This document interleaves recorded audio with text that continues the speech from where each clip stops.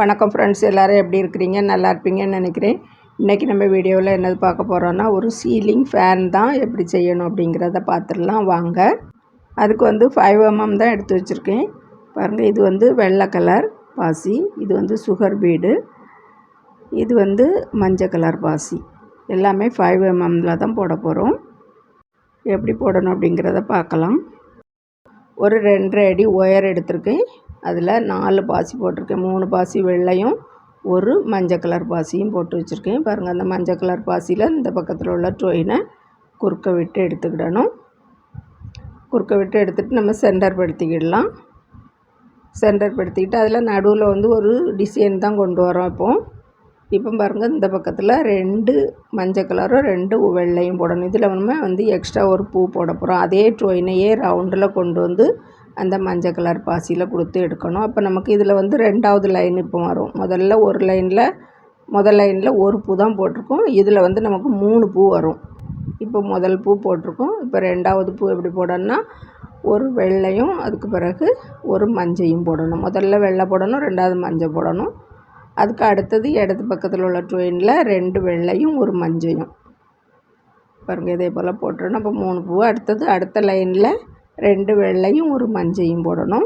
இப்போ நடுவில் இருக்கக்கூடிய வெள்ளை கலர் பாசியில் நம்ம இந்த டொயினை கொடுத்து எடுத்துக்கிடணும். எடுத்துகிட்டு நமக்கு அப்போ 2 பாசி இருக்கும். டொயின் உள்ள 2 பாசி மஞ்சள் கலர் பாசி போடணும். பாருங்க, போட்டாச்சு.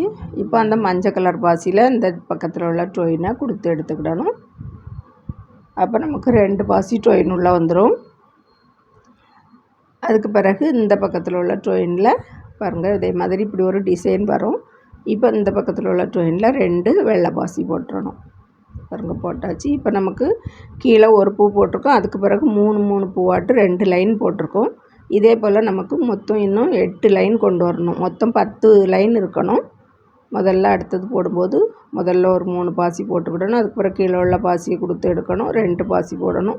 இந்த பக்கமாக கொண்டு வரணும். அதுக்கு பிறகு அங்கேருந்து இங்கே மரம் கொண்டு வரணும். இதே போல் 8 லைன் போட்டு முடித்து இதே போல் எடுத்து வச்சுக்கிடுங்க. எடுத்து நாட் போட்டு பாருங்கள். அதுக்கு பிறகு 8 லைன், மொத்தம் 10 லைன் இருக்கணும். அதில் கொண்டு நாட் போட்டு அந்த டொயினை உள்ளே கொடுத்து எடுத்துகிட்டு கட் பண்ணியாச்சு. இப்போ இதே போல் ஒரு கம்பி எடுத்து வச்சுக்கிடுங்க. பாருங்கள், இந்த கம்பி எடுத்து கரெக்டாக அது கொஞ்சம் எக்ஸ்ட்ரா இருக்கிற மாதிரி கட் பண்ணிக்கிடணும். கட் பண்ணிவிட்டு இப்போ அந்த சுகர் பீடு எடுத்துக்கிடணும். சுகர் பீடு எடுத்துகிட்டு அந்த ஒவ்வொரு பாசிலையும் அந்த நடுவில் அந்த சுகர் பீடு வர்றது மாதிரி நம்ம போட போகிறோம். அப்போ தான் அந்த சிறகு ஃபேனில் உள்ள சிறகு கொஞ்சம் டைட்டாக நிற்கும். அப்படிங்கிறதுக்காக ஸ்ட்ரிப்பாக நிற்கும். அதுக்காக இப்படி போடுறேன். கம்பி வச்சுருக்கேன். நீங்களே இதே மாதிரி இந்த கடையிலலாம் அந்த கம்பி கிடைக்குது, அதை வாங்கிக்கிடுங்க. பாருங்கள், ஒரு சுகர் பீடு எடுக்கணும். அதுக்கு பிறகு ஒரு பாசிக்கில் நம்ம கொடுத்து எடுத்துக்கிடணும். அந்த கம்பி மட்டும் திருங்காமல் பார்த்துக்கிடணும். இப்படி எடுத்து விட்டுட்டா திருங்காமல் வரும். நமக்கு அது முறுங்கி நாக்கி முறிஞ்சிரும் அந்த கம்பி. அதனால் அதை திருங்காமல் பார்த்துக்கிடணும். நம்ம நேராக எடுத்து விட்டு நம்ம இழுத்தோம்னா அழகாக வந்துடும். பெண்டாச்சுன்னா கண்டிப்பாக அது முறியும். அதுக்காக பெண்டாகாமல் பார்த்துக்கிடணும். அங்கே எப்படி வரும்போது அது பெண்டாகும். நம்ம எப்படி எடுத்து விட்டுக்கிடணும். எடுத்து விட்டுட்டு அதே போல் எடுத்துட்டாக்கி அழகாக வந்துடும். இப்படி எல்லா லைன்லேயுமே அந்த உடைய ஒவ்வொரு பாசி போட்டு எடுத்துக்கிடணும். இதே போல்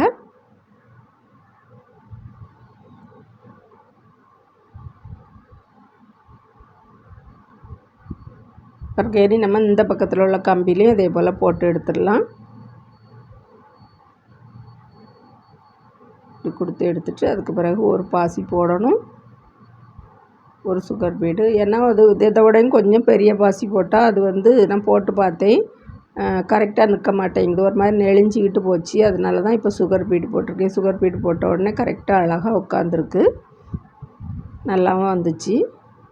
பாருங்கள், இதே போல் இந்த பக்கம் வரையும் நம்ம போட்டு எடுத்துகிட்டு வந்துடலாம். எக்ஸ்ட்ரா கம்பி கொஞ்சம் இருக்கிற மாதிரி பார்த்துக்கிடுங்க. பாருங்கள், எப்படி போட்டு எடுத்து வச்சுருக்கேன் நான்.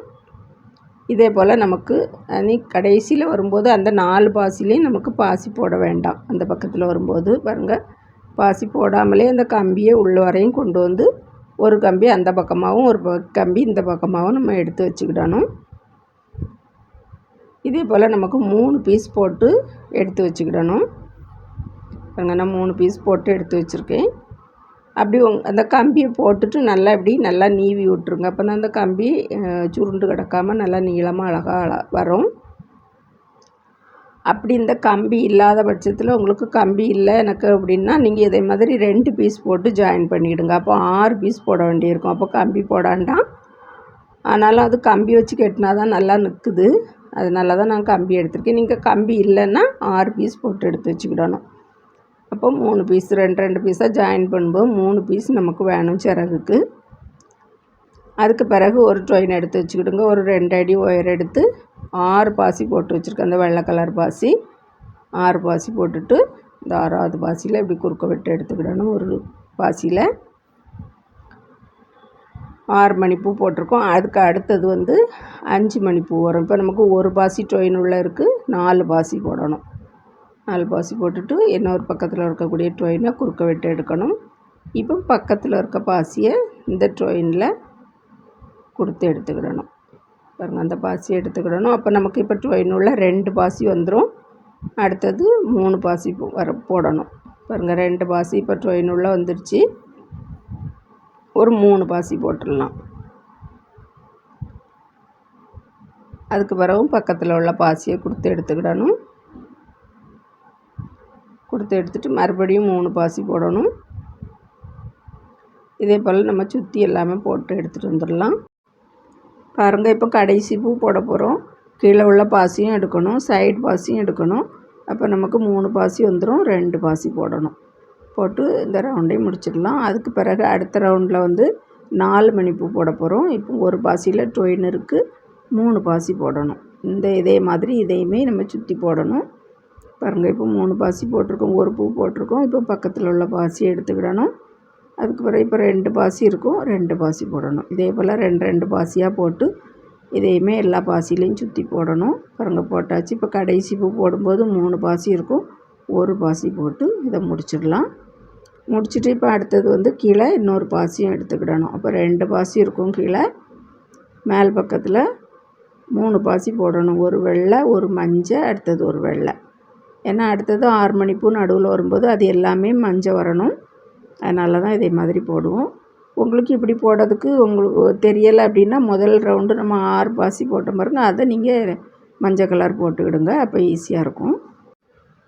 பாருங்க, இனி 2வது பூ போடும்போது கீழே 2 பாசி எடுக்கணும். அப்போ 3 பாசி இருக்கும். ஒரு மஞ்சையும் ஒரு வெள்ளையும் போடணும். இதே போல் நம்ம போட்டு எடுத்துடணும். அந்த ரவுண்டில் நமக்கு 6 பாசி இருக்கணும், மஞ்சள் கலர் பாசி. கடைசி பூ போடும்போது ஒரு பாசி போட வேண்டியிருக்கும். ஒரு பாசி போட்டுட்டு அதையும் இதே போல் நம்ம குறுக்க விட்டு எடுத்துடலாம். பாருங்கள், இதே போல் தான் வரும். நடுவில் 4 மணிப்பூ இருக்கும். 2 சைட்லேயுமே இப்படி 6 மணிப்பூ இருக்கணும்.